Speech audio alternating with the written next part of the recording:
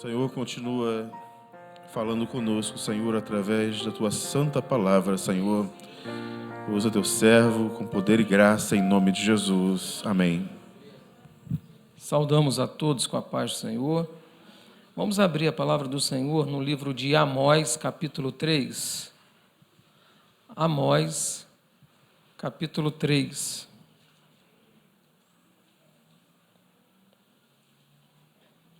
Nós vamos ler alguns versículos desse capítulo.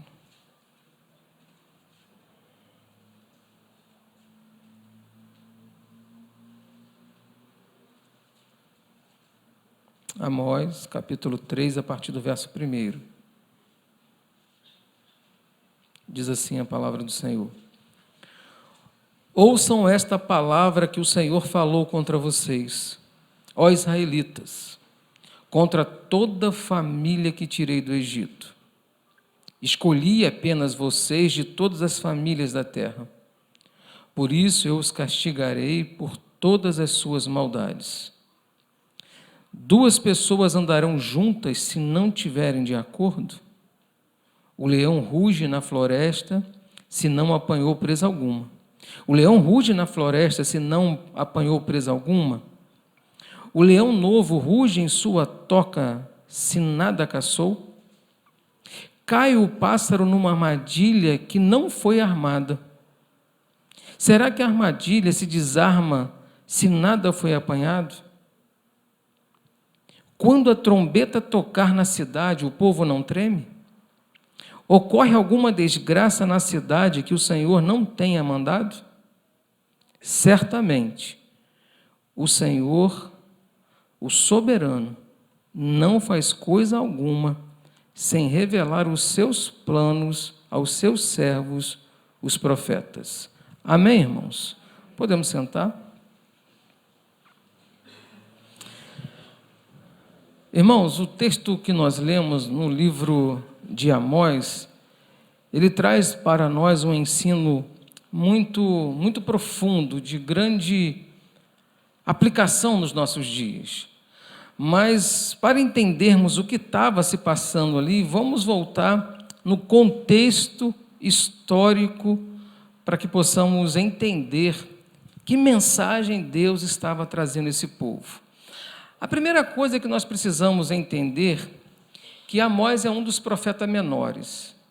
Amós não era um profeta destacado no sentido da escritura, né? O livro dele é pequenininho, mas ele é um profeta menor, ele tem um objetivo ali para com o povo de Deus.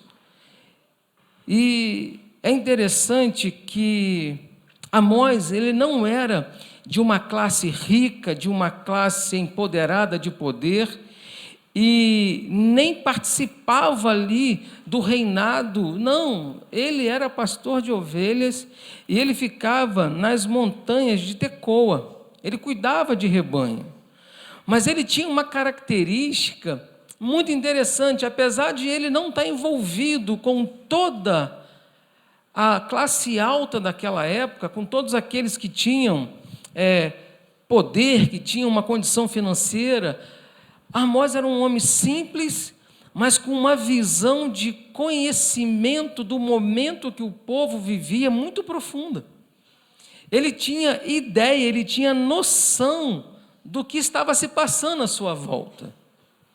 O nome Amós significa aquele que carrega fardos, ou carregador de fardos. É o significado do nome dele. E o que chama a atenção é que o livro de Amós contém muitos fardos de julgamento, de calamidades que o profeta transmite a Israel. Ele traz essa mensagem para Israel. O período que Amós ele profetizou foi um período conhecido, um período próspero para Judá e para Israel. Era um período ali que ele profetizou no período do reino do rei Uzias, que estava no poder já há 52 anos, e era um reinado que eles estavam prósperos, eles estavam numa situação muito boa, mas não fazia o que era reto aos olhos do Senhor. Ele também profetiza no mesmo período ao rei Jeroboão II, que estava reinando por 41 anos e foi também muito bem sucedido. Mas tanto Judá quanto Israel, eles estavam fazendo o que era mal aos olhos de Deus. E aí, Deus chama, nesse período, 2 profetas que vão estar dentro desse contexto aqui, Oséias e Amós. Eles vão profetizar no mesmo período, eles vão trazer um recado de Deus no mesmo período. E isso mostra para nós uma coisa muito importante, que é a bondade de Deus para com o seu povo. Porque Oséias e Amós vão profetizar antes que os assírios entrem, logo depois a Babilônia vai entrar, mas eles estão ali profetizando com o intuito de trazer a palavra de Deus, o recado de Deus, para que se aquele povo se arrependesse, houvesse um conserto. Mas aquele povo rejeitou totalmente o pacto de Davi, rejeitou a palavra de Deus, rejeitou o chamado. Eles estavam ali confiantes porque eles foram escolhidos por Deus, eles eram descendentes de Davi, então eles pensavam o seguinte: posso fazer o que eu quero, porque eu sou escolhido de Deus, eu faço parte de um povo escolhido, eleito por Deus, então isso me dá o direito de fazer o que eu quero. Era o que eles pensavam.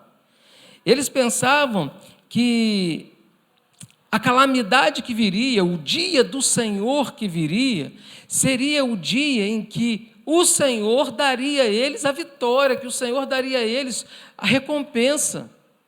Então eles estavam vivendo um período de politicamente, economicamente, as duas, Israel e Judá, uma com 10 tribos e uma com 2, estavam vivendo um período muito frutífero, um período bom. E aí eu quero chamar a atenção da igreja para compreender o seguinte: estar tudo bem não quer dizer que você é fiel a Deus. Aquele povo estava vivendo o melhor momento da história daquele povo, mas eles estavam distantes do Senhor.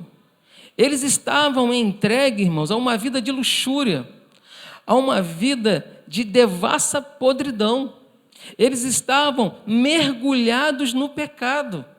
E nessa situação, mesmo estando mergulhados no pecado, mesmo estando vivendo de depravações, eles pensavam que eu sou eleito, eu fui separado. O texto que nós lemos no verso 1, no verso 2, fala assim: escolhi apenas vocês.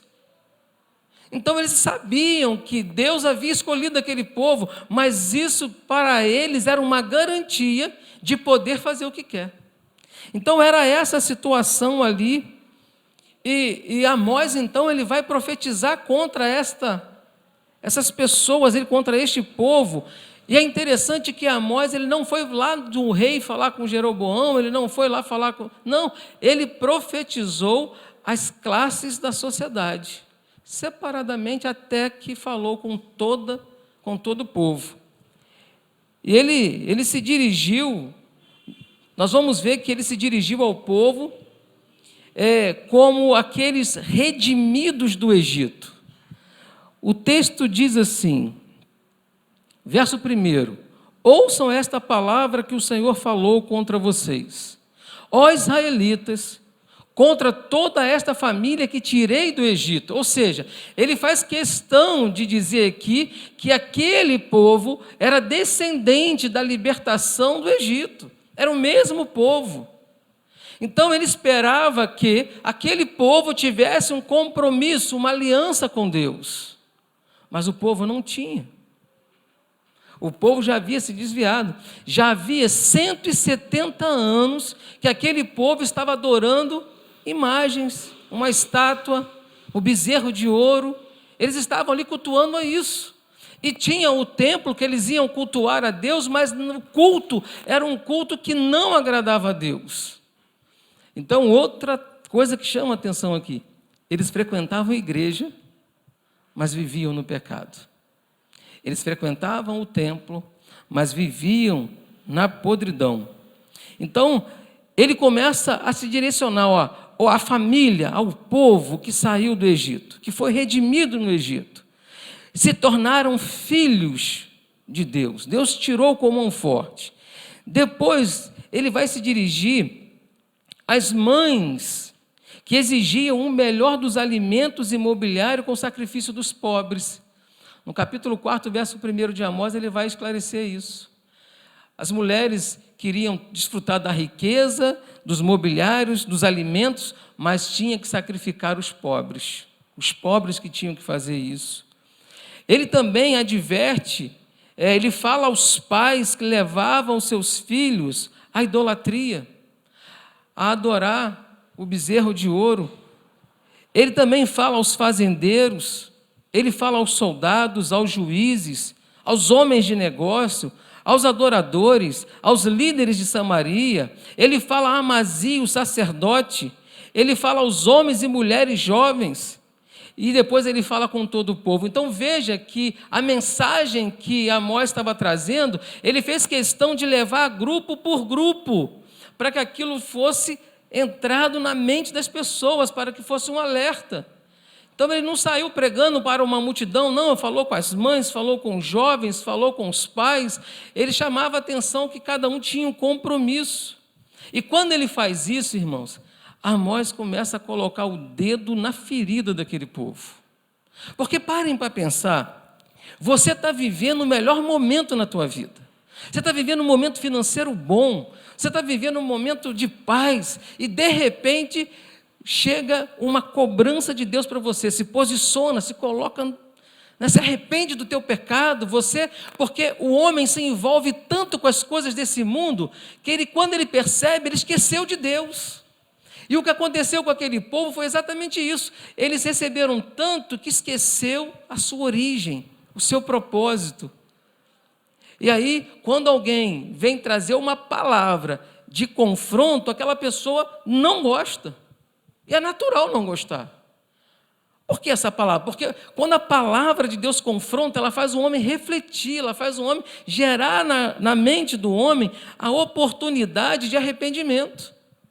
E aquele povo, então, quando Amós ele começa a profetizar, aquele povo, então, vê que a sua ferida foi exposta, que eles estavam vivendo no pecado, que eles estavam vivendo em situações que não agradavam a Deus, que o culto que eles prestavam era um culto pobre, era um culto que servia apenas para justificar os pecados cometidos.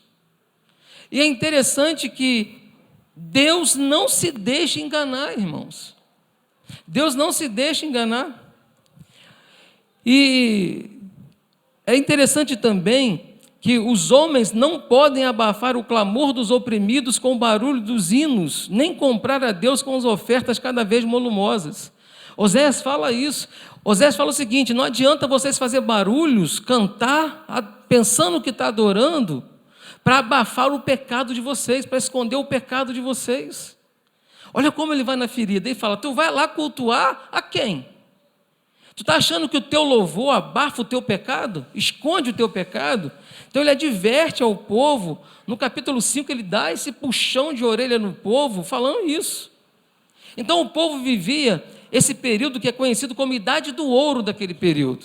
O povo prosperando, mas vem um profeta trazer uma mensagem que expõe a ferida, expõe o pecado, expõe toda a idolatria, o bezerro de ouro, já há 170 anos cultuando esse bezerro de ouro. Então, na verdade, o que estava acontecendo em Israel e em Judá era uma decadência espiritual. Cada dia mais eles estavam distante de Deus. Cada dia mais eles estavam longe de Deus. Eles faziam como se fizesse para Deus, mas, na verdade, Deus não estava recebendo a adoração, Deus não estava recebendo nada. Muitas vezes o culto que eles prestavam no templo era uma rejeição da palavra de Deus e uma bajulação aos reis. Eles faziam isso. Então, o culto para Deus não servia. E o povo, então, diante dessa situação, pensou que Deus pudesse ser subornado, que Deus pudesse ser comprado por rituais, que Deus pudesse perdoar os pecados deles, ou pior, eles não reconheciam o que faziam como pecado. Então eles achavam o seguinte: eu fui eleito, eu fui separado, eu posso fazer o que eu quero. Era a mentalidade que aquele povo tinha. E Oséias, então, Amós, então, no capítulo 3, ele começa, então, no verso 1, ouçam esta palavra que o Senhor falou contra vocês. O que ele chama a atenção aqui é que é necessário ouvir a voz de Deus. É necessário que o nosso coração esteja aberto para a correção daquilo que Deus tem para nós. E nós precisamos compreender que a correção de Deus, ainda que pareça amarga, dura, ela é doce, porque ela vai nos conduzir a um propósito de estar com Ele na eternidade. Precisamos ter esse entendimento. Então ele começa dizendo o seguinte, olha, ouça a palavra de Deus. O que ele está dizendo aqui é: parem de cultuar esse bezerro. Vocês saíram do Egito. Deus tirou vocês do Egito e vocês estão adorando o bezerro de ouro. 170 anos já que eles estavam ali adorando um bezerro de ouro. E ele então chama a atenção nesse sentido. No verso 2, eles têm aqui um conceito muito equivocado do chamado exclusivo de Deus. Veja, irmãos, escolhi apenas vocês de todas as famílias da terra.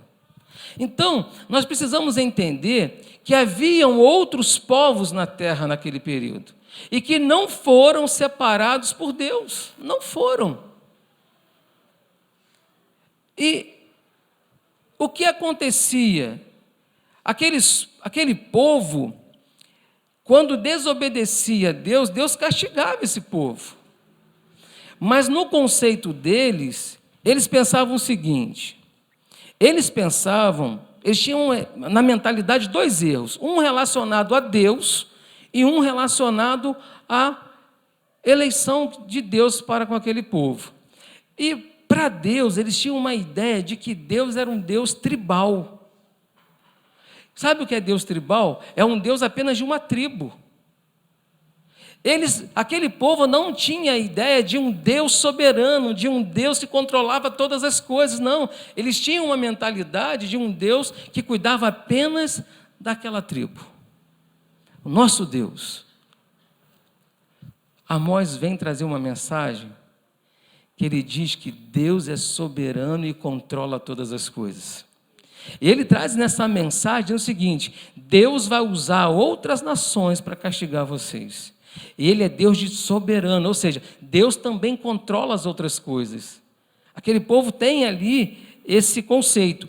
E o conceito de eleição, eles tinham um conceito de privilégio de viver no pecado. Eu fui eleito, eu tenho o privilégio de viver em pecado.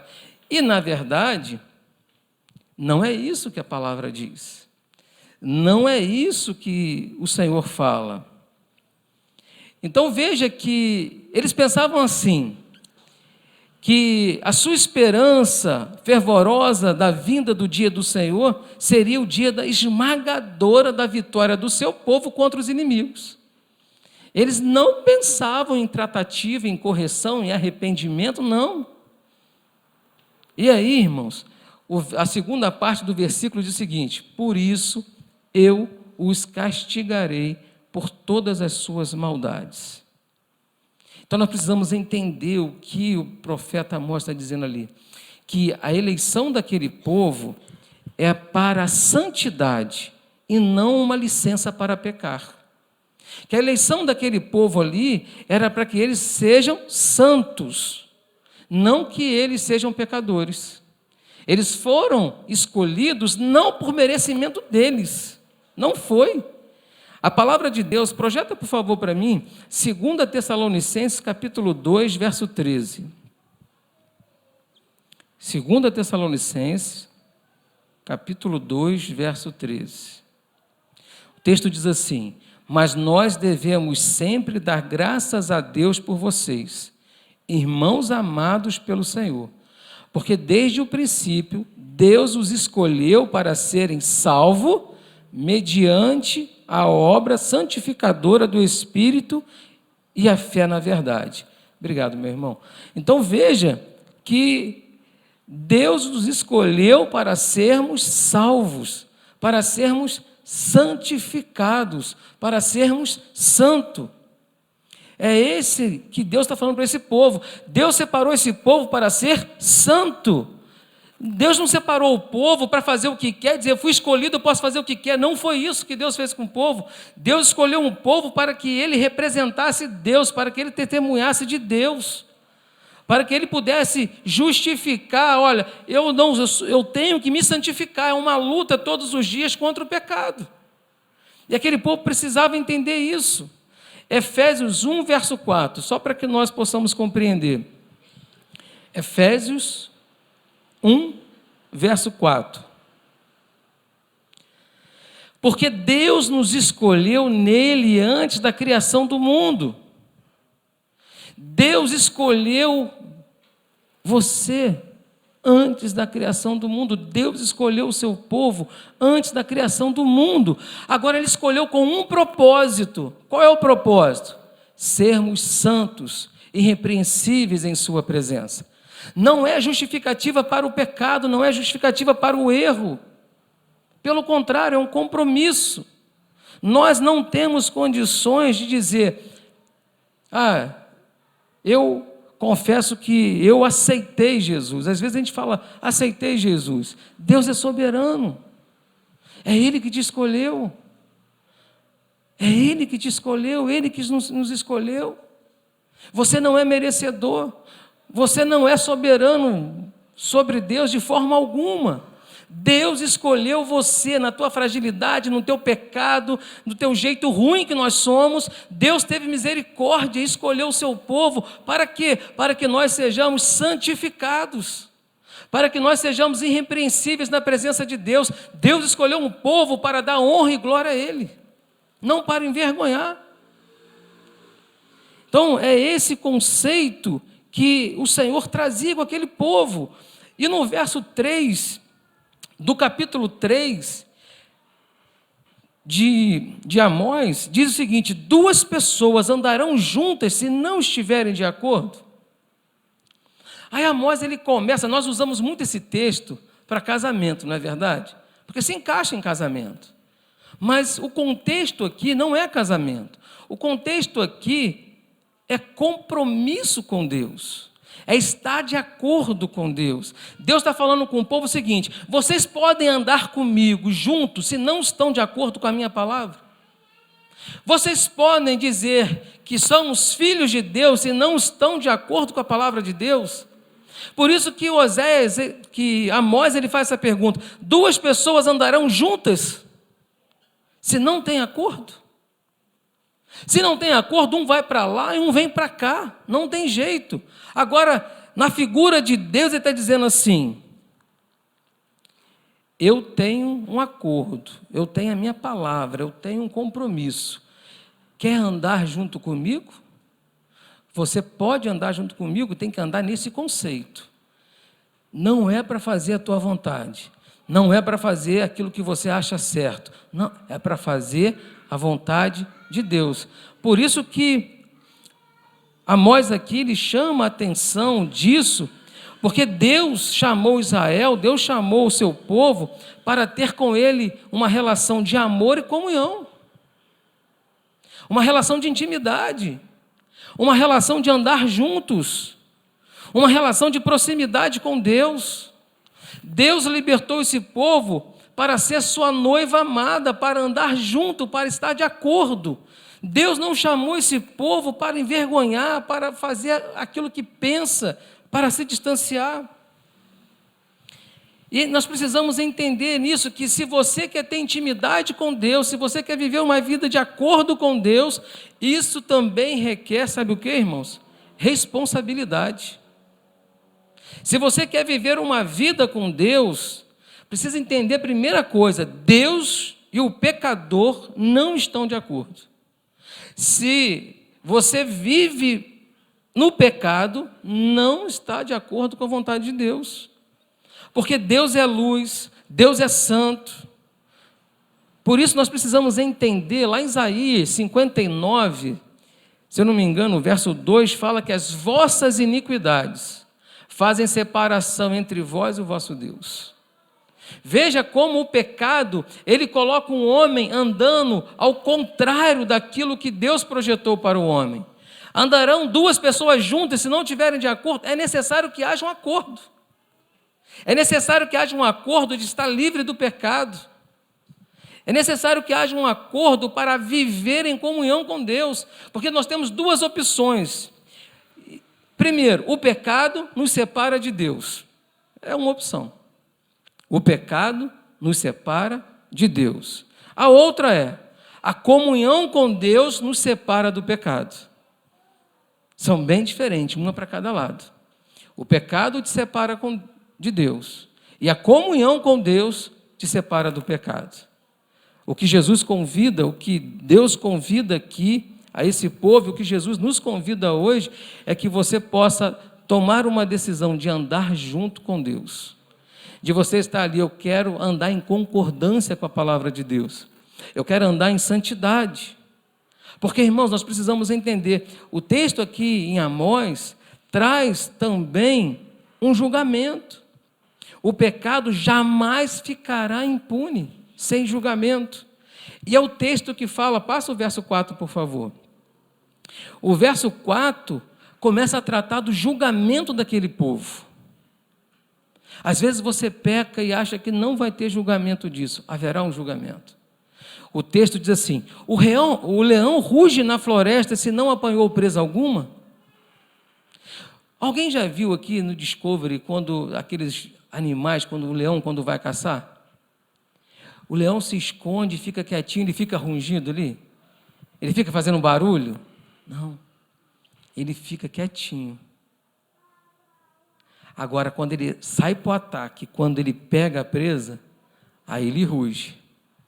Aí ele faz barulho. O que Deus está dizendo aqui para aquele povo é o seguinte: o leão, enquanto busca sua presa, fica em silêncio. Quando ele ruge, está para dar o bote fatal. Ele está dizendo para Israel aqui: não tem escapatória. Israel não escapará, porque o leão rugiu. Ele está chamando a atenção do povo aqui: o leão rugiu, você não vai escapar. Você não vai escapar. O juízo de Deus havia sido lavrado ali. O leão está rugindo. E o texto continua: o leão novo ou o leãozinho ruge em sua toca se nada caçou? Não. O leãozinho só levanta a sua voz no covil quando a presa já foi apanhada. Então ele está dizendo para o seu povo aqui o seguinte: o arrependimento, se não houver arrependimento, vai ter tratativa. E aquele povo, como não se arrependeu, disse: olha, não tem jeito, a sentença está determinada. A verdade está ali. O Israel vai, e na história nós vamos ver, Israel ficou cativo 70 anos, porque não ouviu a voz de Deus. É impossível escapar da punição do pecado. E é interessante que isso está plenamente de acordo com o que o apóstolo Paulo fala em Gálatas 6:7. O apóstolo Paulo fala em Gálatas 6:7 o seguinte: não vos enganeis, Deus não se deixa escarnecer. Veja que há um juízo. Quando se leva uma vida achando que está tudo bem com Deus, mas não está cultuando, não está andando de acordo, o juízo vai vir. E é essa tratativa que Deus está tendo com o povo.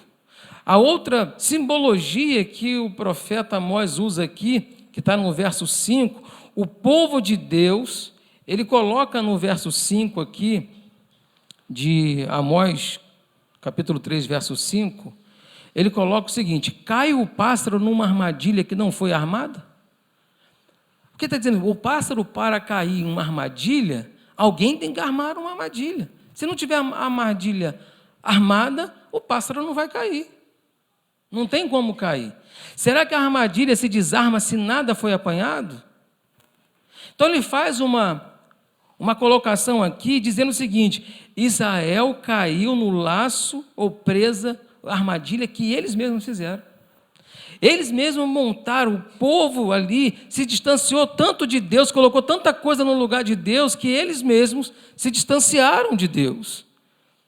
O homem é apanhado pelo seu próprio pecado. Ele monta a armadilha.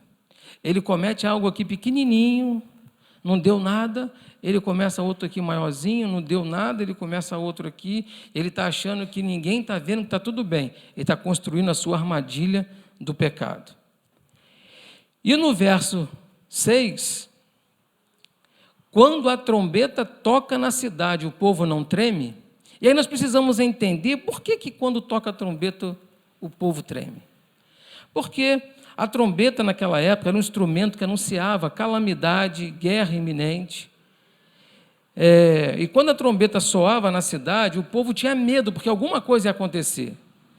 Então o exército inimigo está vindo atacar. Tocava a trombeta, era uma correria, então o povo tinha pavor quando tocava a trombeta. Então, quando a trombeta toca, quando a trombeta toca na cidade, o povo não treme. Ele está dizendo aqui, não há um juízo. A trombeta de Deus estava sendo tocada. O juízo estava prestes a chegar àquele povo. Nada ficará em pé. Deus fala isso no capítulo 3, verso 15. Ainda Deus fala que vai derrubar tudo, todas as coisas. Casas enfeitadas, casas de inverno, casas de verão. Os homens valentes cairão. Ele vem trazendo que o dia do juízo do Senhor vai chegar. E nós chegamos a uma conclusão, irmãos, que o que semeia o homem, ele vai colher. Se ele semeou o pecado, ele vai colher um juízo. Não existe outra colheita. Ninguém planta chuchu e colhe jiló. O que planta se colhe. Agora, o que chama a atenção nesse texto aqui, verso 7 do capítulo 3, que chama muito a nossa atenção. Certamente o Senhor, o soberano, e aí, quando ele fala assim, certamente o Senhor, o soberano, ele está dizendo para aquele povo, o nosso Deus não é um Deus tribal. O nosso Deus não é apenas um Deus desse lugar. Ele é um Deus que comanda o mundo, o universo, todas as coisas. O nosso Deus soberano não faz coisa alguma sem revelar o seu plano aos seus servos, os profetas. Sabe o que é interessante aqui, irmãos? Que Deus sempre dá uma oportunidade de conserto. Aquele povo estava vivendo uma depravação, vivendo no pecado. Deus separou um profeta que estava nas montanhas pastando ovelhas. Vá lá e profetiza. Vá lá e corrige. Vá lá e põe um dedo na ferida. E nós vemos como exemplo aqui que antes de Deus enviar o juízo, Ele faz ouvir a sua voz de advertência. E hoje eu quero dizer que nós vemos na Bíblia aqui um monte de exemplo em que Deus falou com o seu povo. Por exemplo, Deus avisou Noé do dilúvio. Antes de vir o dilúvio, Deus falou com Noé, ó, constrói isso, faz isso. Ele creu, obedeceu e foi salvo. Deus falou com Abraão sobre a destruição de Sodoma e Gomorra. Antes de destruir Sodoma e Gomorra, Deus foi lá e falou com Abraão. Deus falou com José sobre a fome que viria no Egito. Antes da fome acontecer, Deus falou com José. Quando nós ouvimos, quando Deus fala, o resultado é edificante. Quando nós não ouvimos, o resultado é desastroso, porque nós agimos segundo o nosso querer. E hoje, eu pergunto para os irmãos, qual é a maneira que Deus usa hoje para revelar os seus planos à sua igreja? Qual é a maneira que Deus usa? Antes de acontecer qualquer coisa. Hoje nós temos a palavra de Deus, que é o nosso manual de vida. A palavra de Deus é aquilo que vai nos guiar em todos os sentidos da nossa vida. Não existe nada que a palavra de Deus não responda. Não existe dúvida que a palavra de Deus não responda. Não existe medo que a palavra de Deus sane. Não, nada, irmãos. A palavra de Deus é soberana. A palavra de Deus tem poder. E o que Deus está dizendo aqui hoje para nós é: Deus tem a sua palavra para dizer para você qual o plano de Deus para com a sua vida. Cabe a cada um de nós darmos ouvido à palavra de Deus ou não. É uma decisão sua. Como foi uma decisão daquele povo. Deus, você pode dizer assim: poxa, o profeta Amós foi lá e foi em vão. O povo ficou cativo. Irmãos, não. Ele obedeceu, ele foi lá e deu o recado, para que ninguém pudesse dizer depois: nós não sabíamos disso. Eles estavam com a mentalidade equivocada, com um erro na cabeça, com um pecado como normal. E Deus fala: não, olha, para com isso. Isso é errado. Hoje nós temos a palavra de Deus para nos guiar, para nos orientar. Por isso a pergunta que nós vamos terminar essa palavra: andarão dois juntos se não estiverem de acordo? O nosso acordo com Deus, na verdade, é o acordo de Deus para com nós, conosco. É Deus que diz: olha, é assim que tem que andar. Não é você que vai dizer para Deus a forma que se deve caminhar. Não. É Deus que diz. A palavra de Deus já diz como que os seus servos devem caminhar. Qual é a postura de um cristão? Qual a maneira de um cristão viver? A palavra de Deus diz como deve ser. Está de acordo? Você vai andar junto com Deus. Está de acordo? Estamos juntos. Não está de acordo? Não caminha junto. O texto é bem claro nesse sentido. Sabe por quê, irmãos? Vai chegar uma hora que a sentença virá, que o juízo virá, que a cobrança virá. Para Israel, o leão já havia rugido. E hoje para você? Como é que está a tua vida com Deus? Você está andando junto com Deus? Ou você está em desacordo com Deus? Que você possa refletir nisso. Que você possa falar com Deus: eu quero andar juntos. Eu quero andar de acordo. Eu quero me posicionar. Porque não existe meio termo. Ou você anda com Deus, ou não anda com Deus. Amém? Vamos estar de pé, vamos louvar o Senhor.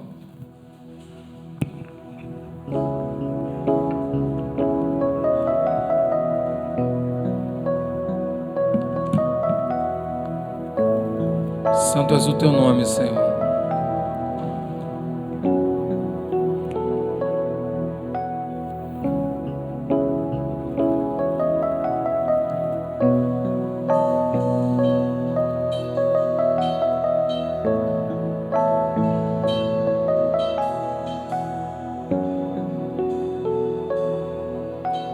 Sobre o trono de justiça, eternamente haverá um rei. Aleluia. Há um rei, irmãos. Ele voltará para governar. Esse é o projeto dele. As nações em amor. Que ruja o leão. Aleluia. E que a terra estremeça diante da majestade de Jesus. Que ruja o leão e que a terra estremeça diante da majestade de Jesus. Sobre o trono de justiça, justiça. Eternamente haverá um rei. Ele voltará para governar as nações em amor.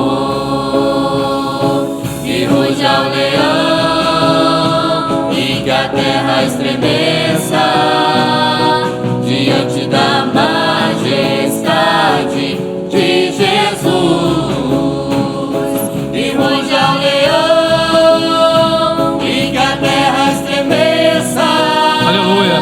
diante da majestade de Jesus. Santo és o teu nome, Senhor. Aleluia. Santo, santo és tu, ó Pai.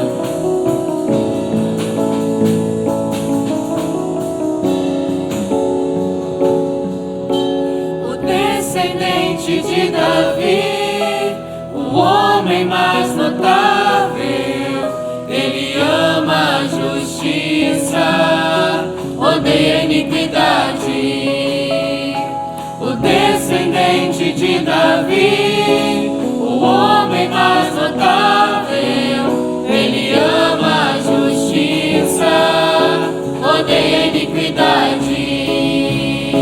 O descendente de Davi, o homem mais notável, ele ama a justiça, odeia a iniquidade. Que ruge ao leão e que a terra estremeça diante da majestade de Jesus. Que ruge ao leão e que a terra estremeça diante da majestade de Jesus. A igreja adorando ao Senhor. Santo és o teu nome, ó Pai.